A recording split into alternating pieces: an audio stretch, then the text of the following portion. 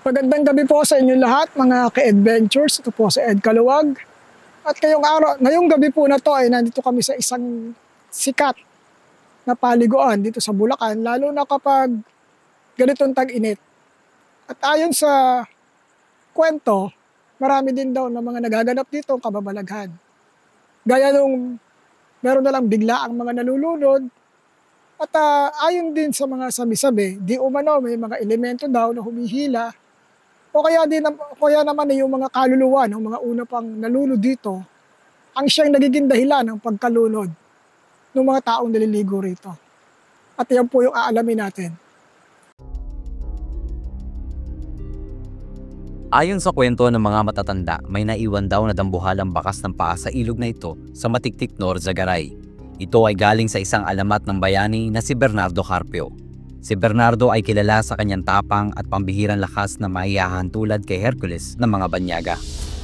Sabi sa kwento, may dalawang bundok na muntik nang magsalpukan matapos tamaan ng kidlat. Maaaring bumagsak ang mga bato sa pamayanang nasa baba nito. Kaya hinarang ni Bernardo ang katawan niya para pigilan na magumpugan ng mga bundok. At doon na nga siya naipit sa pagitan nito.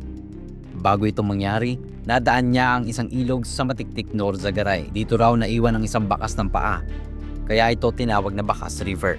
Isa lamang ito sa mga alamat patungkol kay Bernardo Carpio, simbolo ng lakas, katapangan at pagmamalasakit para sa bayan. Dahil tropical country ang Pilipinas, isa ito sa mga dahilan kung bakit dinarayo ng mga tao ang lugar na ito. Sa dami ng luntiang puno, sariwang hangin, at malamig at malinis na agos ng tubig. Parang paraiso ito para sa mga gusto magpahinga. Pero teka lang, sa kabila ng mga alamat at ganda ng kalikasan na dinarayo na marami, may madilim ding kwento na bumabalot sa katahimikan ng ilog na ito. Mga kwento hindi basta-basta. Samantala, isang 27 taong gulang na lalaki ang tinangay ng malakas na agos sa Bakas River sa Norzagaray, Bulacan. Na-recover na ang mga ng dalawang estudyanteng nalunod sa Bakas River sa Norzagaray, Bulacan. Naliligo lang sa Bakas River sa Norzagaray, Bulacan ang magkakaibigan mag-aalas 3 ng hapon ng Martes nang bigla umanong tumaas ang level ng tubig at tinangay sila ng agos. Sabi ng ilan, may mga nangyayaring kakaiba. May mga naliligo raw na bigla na lang hinihila pababa at hindi na muling umaahon. May mga nalunod, may mga hindi na nakita. Ang dahilan? Elemento daw. Paranormal daw. Sa likod ng ganda ng ilog ng Bakas, ano nga ba ang totoong dahilan sa panganib na dulot nito?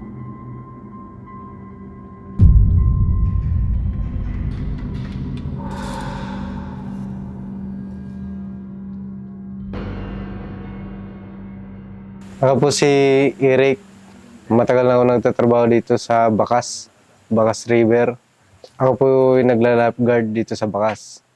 Dati kasi na normal na nalulunod dahil sa mga matitigas na ulo na mga kabataan minsan, kung hindi mga lasing na pagkamataas na ng tubig, nagpapaanod sila.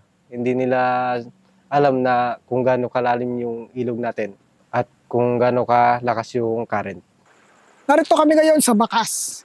So kung bakit ito tinawag na Bakas, ang lugar daw na ito, merong isang area dito na may korteng paa o hugis ng bakas ng isang napakalaking tao na ayon sa alamat ay si Bernardo Carpio.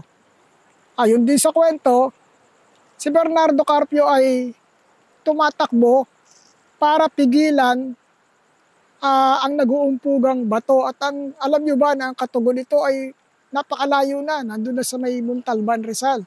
At doon naman sa lugar na yon, makikita naman yung bakas ng kanyang mga kamay na di umano ay nakabakat sa bundok na mag-uumpugan. Yun daw yung ginawa ni Bernardo Carpio na tumakbo siya mula rito papunta doon. Kaya tinawag itong Bakas. Pero hindi po yun yung ating tutuklasin tungkol kay Bernardo Carpio, kundi kung anong kababalaghan nga ba ang bumabalot sa ilog na ito. Lalo na sa pagkamatay ng halos maraming tao na. Halos taon-taon daw may nagbubuwis ng buhay. So yan, ang susubukan nating alamin. At para alamin yan, gagawa tayo ng isang ritual o di kaya naman susubukan natin makipag-communicate. Ano nga ba ang narito? Mga elemento o mga kaluluwa? So, abangan nyo po.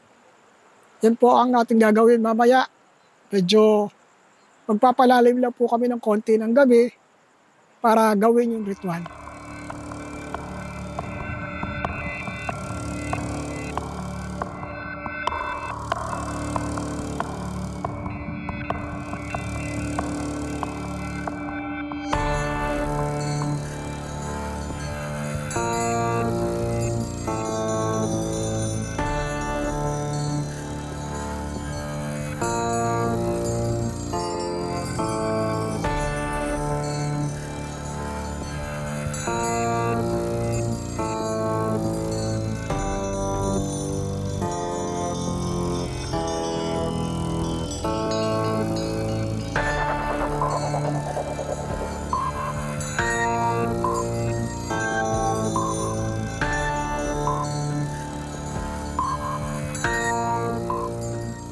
So ngayon nakikita niyo po, nasa harapan ko yung kung ano yung kinain namin kanina, pagkain namin. Ay ipinagtabi ko yung mga nariritong elemento o kung sino man yun nandito bilang paggalang at pakikiisa sa kanila. Narito din po yung aking dagger o yung kung tawagin ay atame bilang ritual dagger at protection na nagsisimbolo naman po ng pagsuko. Ibig sabihin, yung intention ko dito ay hindi para makipaglaban o makipag-away sa kanila, kundi para makipag-usap lamang. Simbolo ng kandila ay yung liwanag para naman po sa lahat ng mga spirito, kaluluwang nalunod o namatay sa lugar na to. So yung pag-aalay po, yung pag-aatang ay ginagawa para bago simulan yung komunikasyon. Ibig sabihin, nakikipagkaisa tayo sa kanila, nakikipagkasundo tayo na gusto lamang natin ng kaunting impormasyon at malaman kung ano ba talaga ang nangyari sa kanila kung sakali makikipag-usap sila. Okay? So ngayon nakikita niyo yung ilog, no? Marami kasing haka-haka dito eh. Pero mamaya, explain ko sa inyo both scientific and paranormal. Sabihin na natin na titingnan natin ng dalawang anggulo. Alin ba dito yung totoo? At alin ba yung dapat nating paniwalaan? So, simulan ko lang po yung ritual ng pag-aalay.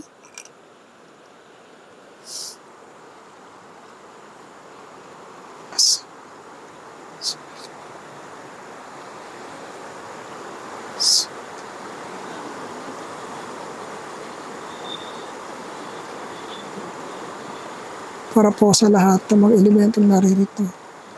Elemento ng lupa, hangin, tubig at apoy. Ako po sa Ed Kaluwag ay naririto ngayon upang makipagkaisa sa inyo. Upang hilingin ang inyong presensya. Upang makipag-usap sa inyo. Tanggapin niyo po nawa ang munting alay na ito bilang pahiwatig ng inyong pagkakaisa, ng inyong pakikiisa sa amin. Sa elemento ng lupa, naririto ako. Tanggapin niyo nawa ako rito. Sa elemento ng tubig, ako'y naririto. Tanggapin niyo nawa ako. Sa elemento ng hangin, ako'y naririto. Tanggapin niyo nawa ako. Sa elemento ng apoy, ako'y naririto. Nawa, ako'y tanggapin mo. Tinatawagan ko kayo ngayon.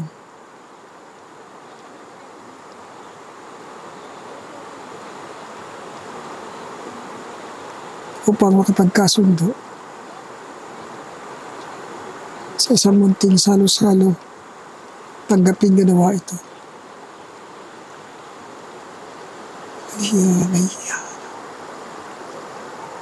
Aliya.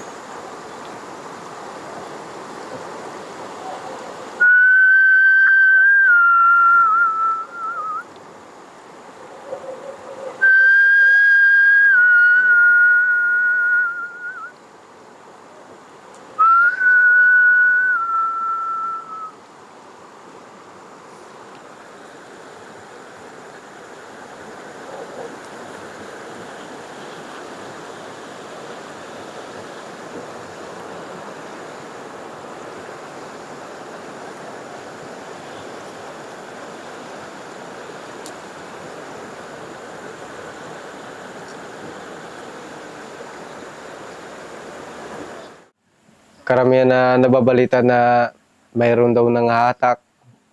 Ako hindi naniwala kasi nagla-lifeguard ako sa ilog. Karamihan naman yung mga nalulunod normal. Yun lang naman yung ano ko sa ano.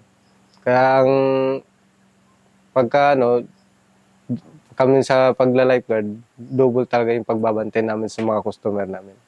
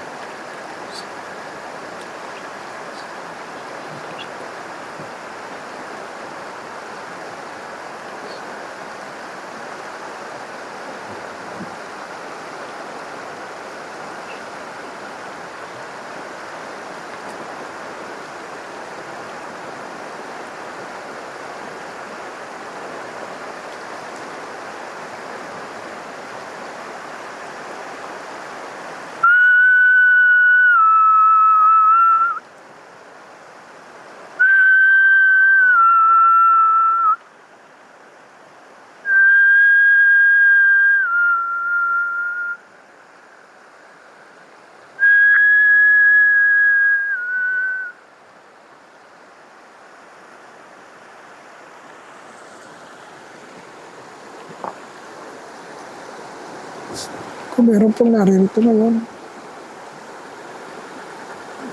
hindi niyo akin panawagan.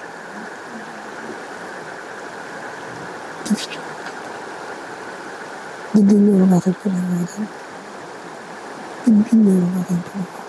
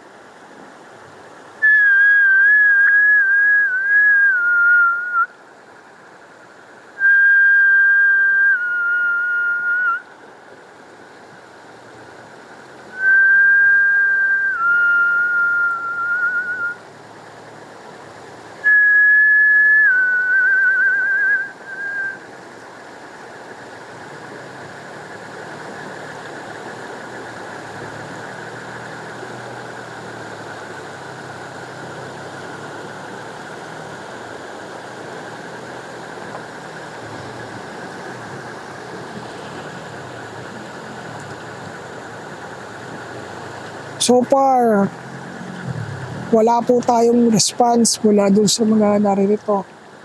So ito po yung ginagawa ng isang investigator.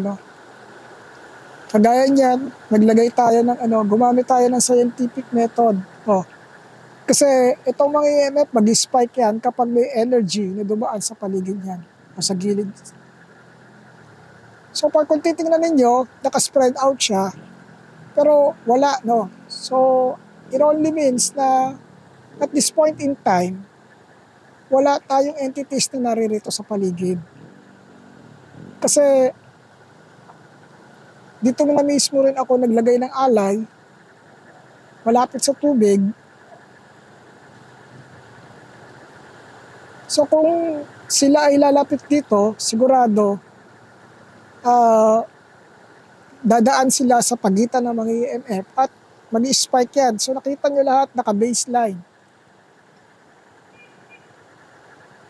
So bilang patunay na sa ganitong oras, more or less, mga almost midnight na rin po. Pero so far, wala pa po. Wala akong nakikita. Wala akong nakikita sa paligid. Wala akong nakikita umaahon. Wala akong... Siguro dahil disturb pa yung paligid. Posibleng gano'n. Pero hindi ko rin po inaalis yung katotohanan na may posibleng mga elemento sa lugar. Dahil nakikita nyo naman maraming puno, may tubig. So nandito lahat ng elemento. May elemento ng lupa, tubig, hangin, apoy. So kung sila ay present at the moment, dapat magpaparamdam na sila. Kasi gumawa naman tayo ng isang ritual para tawagin sila.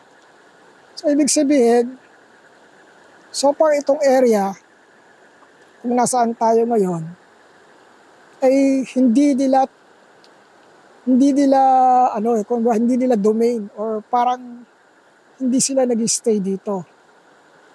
So yung mga haka-haka na tungkol doon sa mga nalulunod, maraming pwedeng dahilan.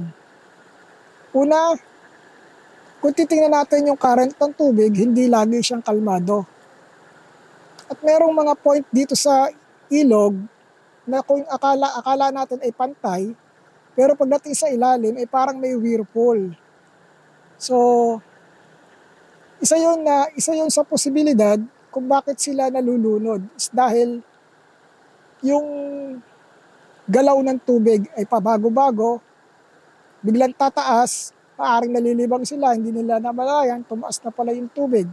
Pangalawa, dahil ito ay pinupuntahan ng mga magkakabarkada na nagsasaya, so maaaring nagkakaroon ng kaunting inuman, at kapag sila ay nakainom na, nagiging mapusok, malakas ang loob, na inaakala nila na kayang-kaya nila yung ginagawa nila. So, yun yung mga posibleng dahilan kung bakit may nalulunod. At this point, nirule out ko po yung tungkol doon sa elemento na kumukuha. No? Kasi based doon sa tubig, hindi ito yung klase ng tubig o ng lugar na tinitirahan ng mga ganong elemento na sinasabi na nangihila.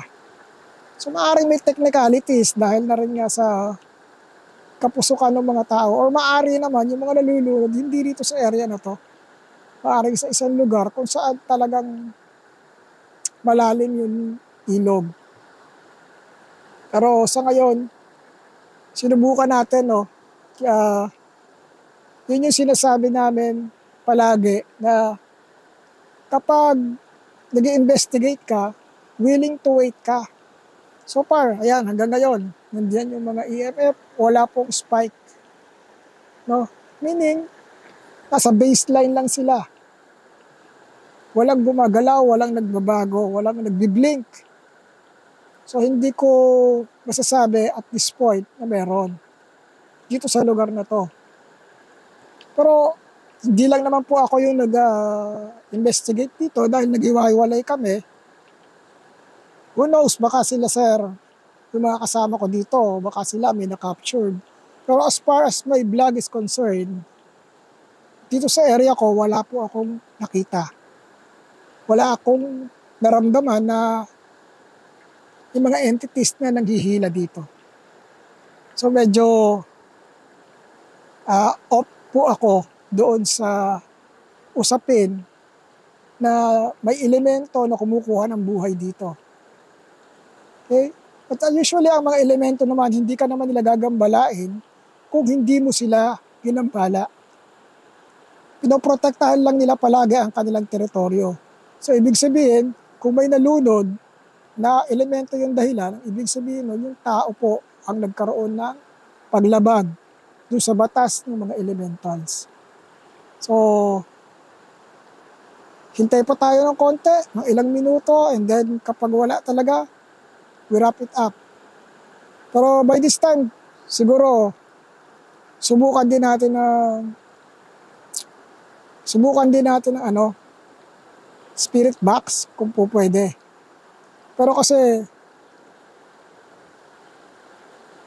subukan natin ng spirit box kung may mag-response. Pero kung wala pa rin, and we rule it out na wala talaga. So mahirap po natin pilitin kung wala naman talaga. Okay? Yung mga vlogger na nagsasabi na may mga demonyo, engkanto dito sa Bakas, ako hindi naniniwala. Kasi wala naman akong nakikita rito sa Bakas na ganun.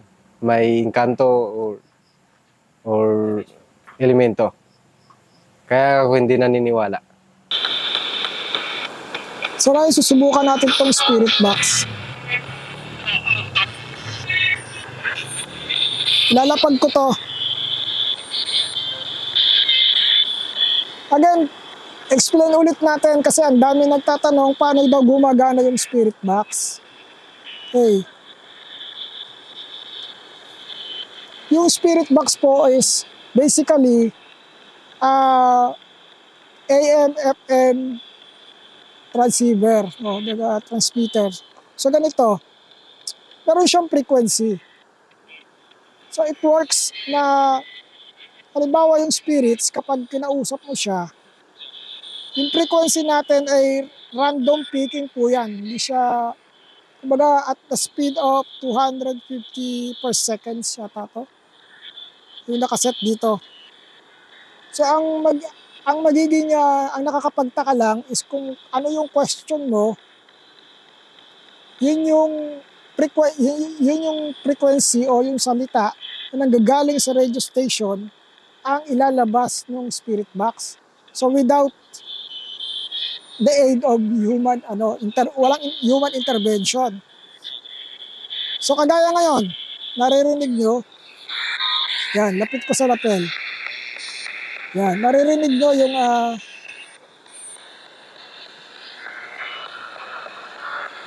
sweep reverse ko lang.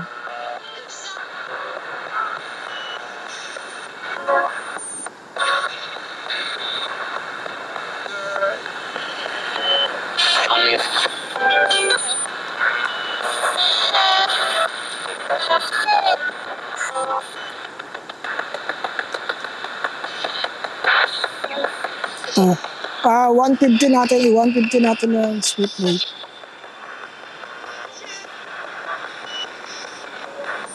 Taas ako ng konti. Gawin natin 200 yung sweep rate. So ayan po, kung narinig ninyo, yan, may mga nagsasalita. Since hindi pa tayo nagtatanong, wala pa tayong i-expect na maririnig dito na tugma doon sa tanong natin.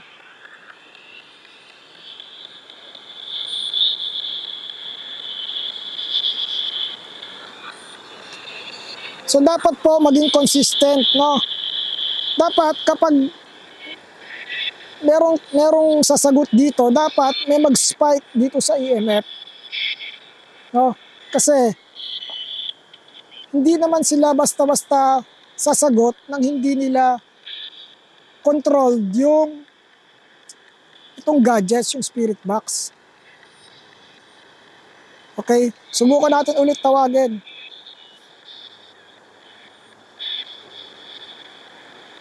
Sa puntong ito, nais ko sanang makipag-usap sa sino man sa mga namatay sa pagkalunod sa ilog na narito sa aking harapan. Kung naririto ka, maaari bang lumapit ka at makipag-usap sa akin?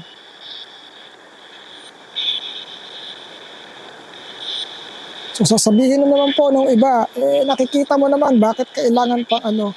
So ito po hindi para sa akin, para sa inyo po ito na manunood. Okay? Tinatawagan kita. Kung naririto ka, lumapit ka at makipag-usap sa akin.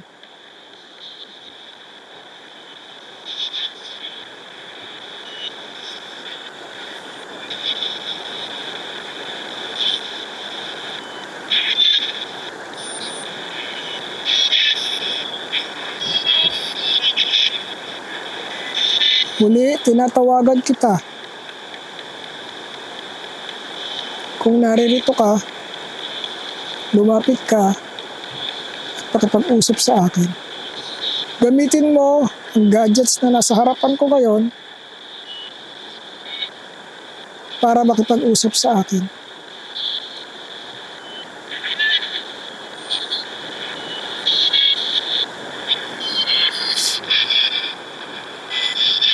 Gamitin mo ang aking enerhiya kung hindi mo kakayanin.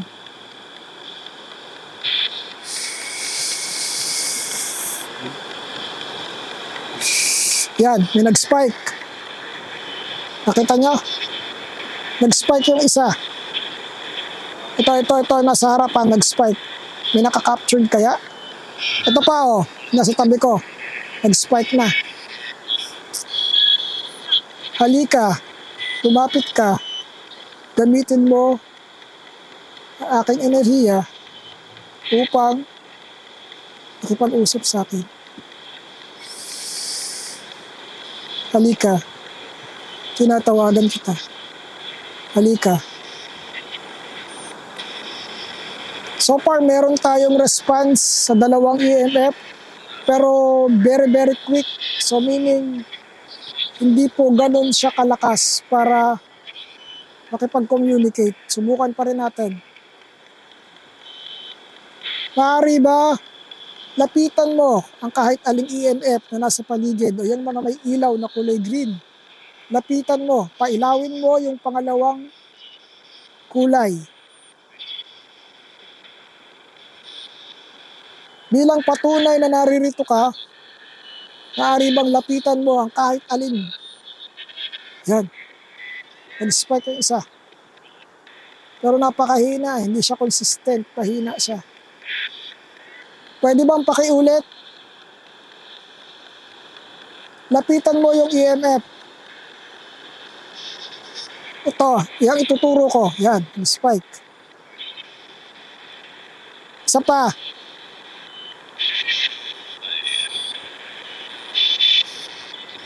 Tama ba, lalaki ka? Kasi medyo malabo. Mahina yung enerhiya mo. Hindi ko masyadong... Tama ba? Kung lalaki ka, pailawin mo ulit yung isang EMF. Tama ba? Lapitan mo. Again.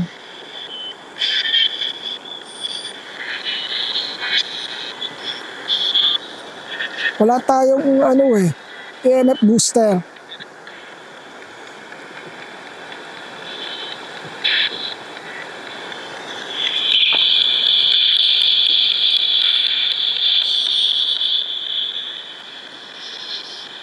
Yan. Respect na siya. Ito. Gamitin mo tong energy nitong liwanag ng battery ng flashlight. Ngayon, pwede na ba ako makipag-usap sa'yo? 3 tanong lang.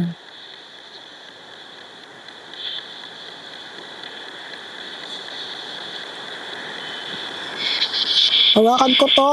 Sagutin mo ako, ha? Lalaki. Lalaki yung sumunod. Pwede ko bang malaman ang pangalan mo? Ano ang pangalan mo? Ano ang pangalan mo?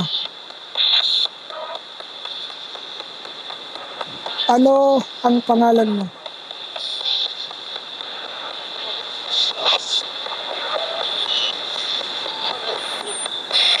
Kumakalas eh. Masyado siya mahina para makipag-communicate.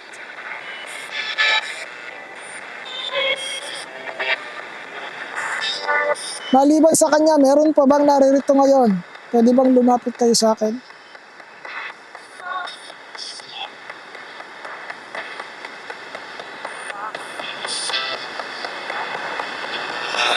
Yung nasa dulong EMF, panlapitan nyo, pwede ba?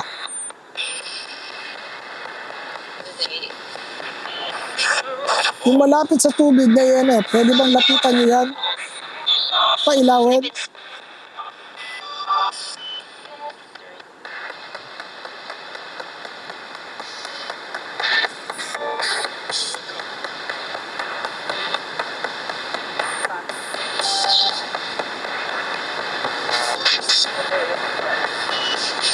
Pwede ko bang alamin ang pangalan mo? Mark.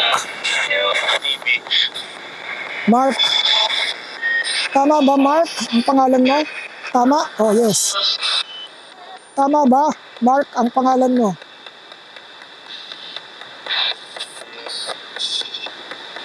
Mark, ikaw ba yung salita sa spirit box? Mark. Tama ba? Ikaw ba si Mark?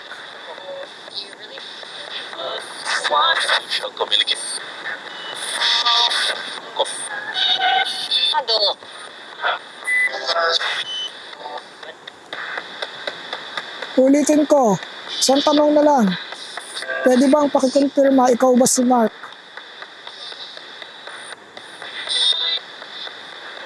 Ikaw ba si Mark?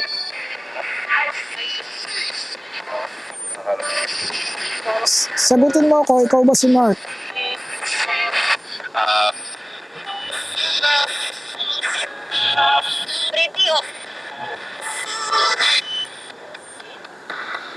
Nawawala eh.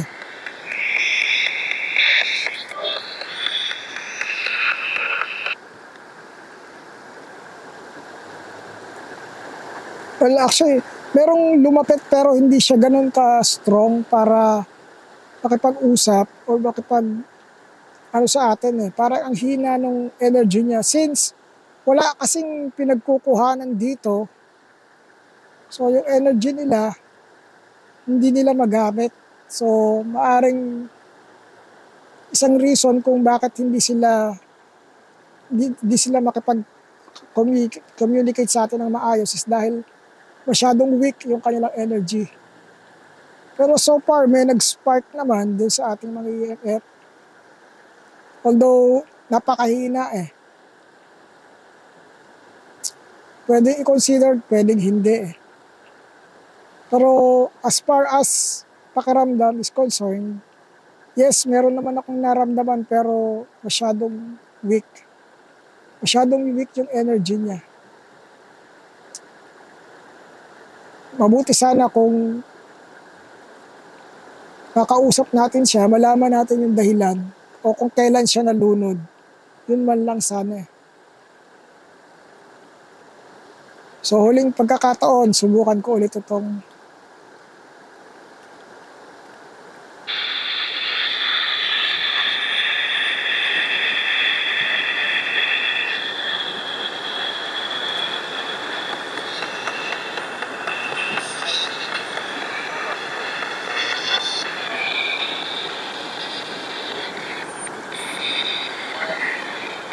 nag-spark na to. Pero hindi consistent eh.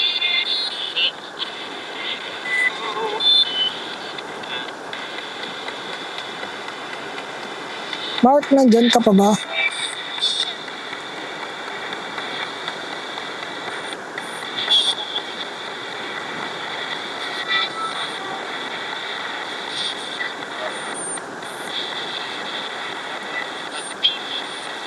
Isang tanong na lang, nalunod ka ba sa ilog ni Narito?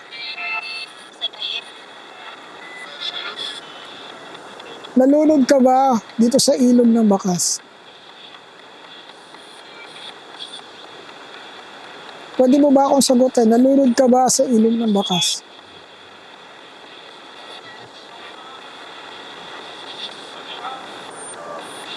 Pakiulit, hindi ko masyadong naintindihan. Yun. Good. Ito. Ang galing ito. Nagre-response na dito.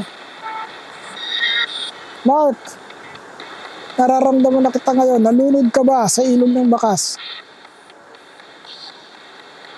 Isa lang ang way para lumakas yung energy mo. Kailangan ipaalala ko sa iyo yung nangyari sa iyo. Kailan at saang lugar ka nalunod?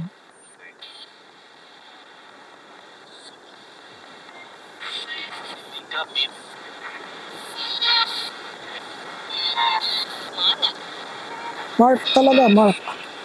Ulit. Mark, nalunod ka ba dito sa Bakas?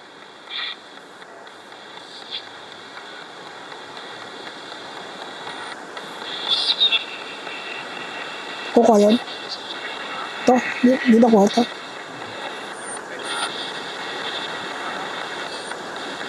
Yan pa. Mark, uulitin ko yung tanong. Yun. Salamat. Mark, pinapaalala ko sa iyo ang nangyari sa iyo. Isipin mo yung nangyari sa iyo. Nalunod ka ba? Nalunod ka rito sa ilog na to. Sige. Nalunod ka ba sa ilog ng Bakas? Isa ka sa nalunod sa ilog ng Bakas, Mark. Yun na.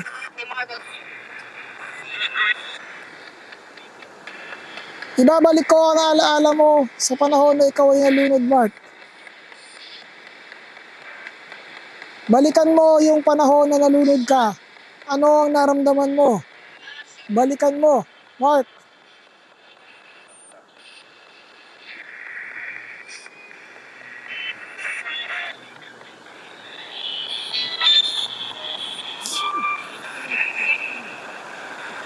Yan. Sige, Mark. Mark! Hahawakan ko yung tubig. Pakita mo sa akin kung ano nangyari sa'yo. Mag-response ka sa EMF.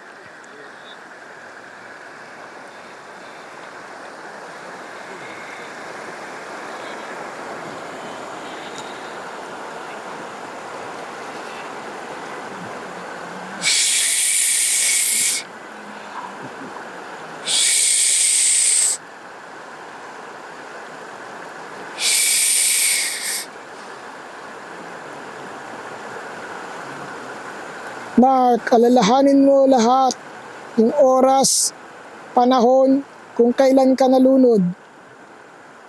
Iparamdam mo sa amin. Iparamdam mo sa amin.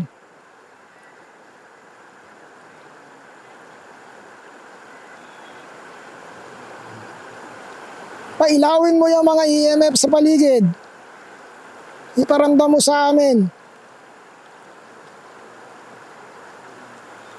Hindi ka pa umaalis sa ilog na ito.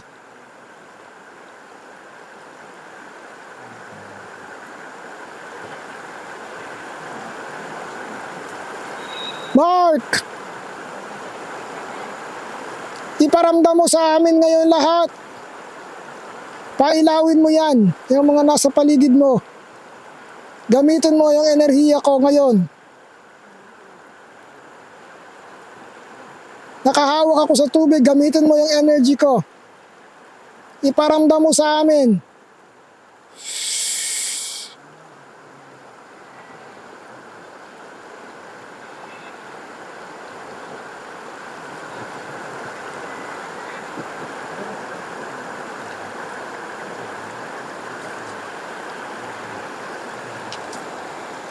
April 18, 2024.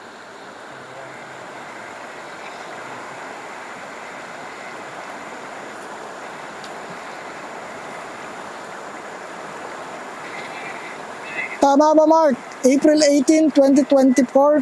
Yun ba yung sinasabi mo? Ayan o, continuously.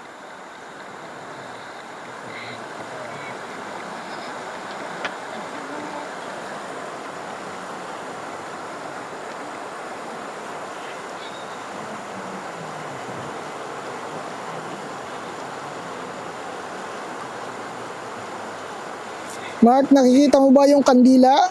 Nakikita mo yung liwanag ng kandila? Handa ka na bang tumawid? Mark, handa ka nang tumawid? Kung handa ka na,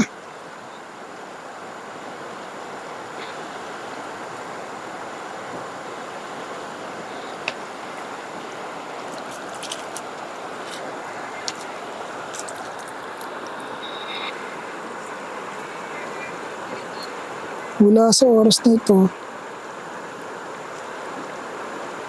binubuksan ko ang labisang patuloy sa mundo ng mga espiritu.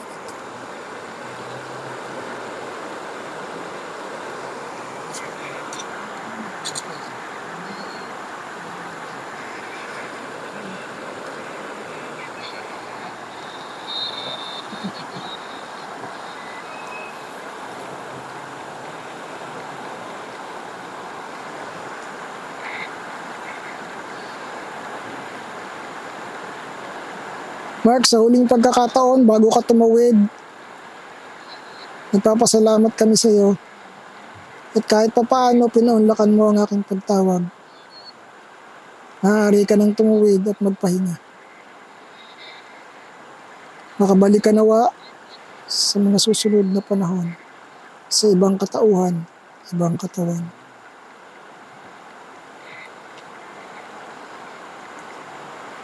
Maraming salamat sa iyo.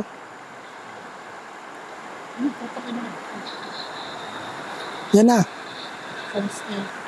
Tumawid na. Dumaan na siya. Okay na.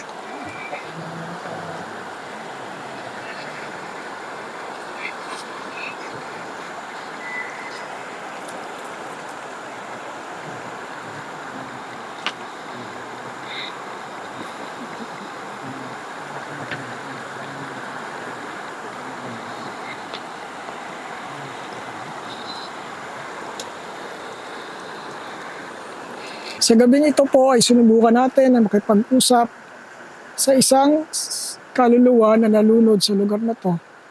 At kahit paano meron naman po tayong nakuhang sagot.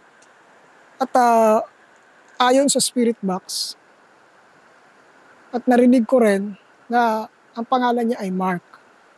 So meron siyang binabanggit kanina na date, pero it was April 18, 2024, last year. So, kahit pa paano, pinagbigyan niya tayo na makausap. No? So, ganito po, papaliwanag. Meron talagang mga espiritu na natatrap sa tubig. Actually, tubig po yung pinaka malakas na mag-trap sa mga ganyan. Kaya lang, ang problema, hindi sila nagiging communicative kasi flowing yung water. Unless matawag mo sila, papalapit sa'yo. Kasi yung water po is universal transporter. Ibig sabihin, si Mark ngayon ay narito, pero maaaring bukas wala na sa area na to. O kung sino man yung nalunod dito, pwede ngayon nandito, bukas wala na dito kasi flowing yung water. At any given time, pwede silang makausap somewhere na malapit dito kung merong kayang makipag-usap sa kanila. So pero, para po sa mga nanonood, kung nakita nyo yung evidences, iniiwanan ko po sa inyo ang paghusga sa aming ginawa. Kung sa tingin nyo, gamit yung mga gadgets ay bias, pananaw nyo po yon. Kung sa pananaw naman ninyo ay tama yung ginawa ko at meron talaga tayo nakausap, so yun din po ay opinion ninyo. Kaya kami po bilang mga investigator, ang hinahanap lang po namin ay yung katotohanan at yung existence ng supernatural sa mundong ibabaw. Kaya muli, lagi po nating tatandaan, nasaan ka man, ano man ang iyong ginagawa, laging may nakawasid sa iyo. Dahil hindi lang tayo ang nasa mundo.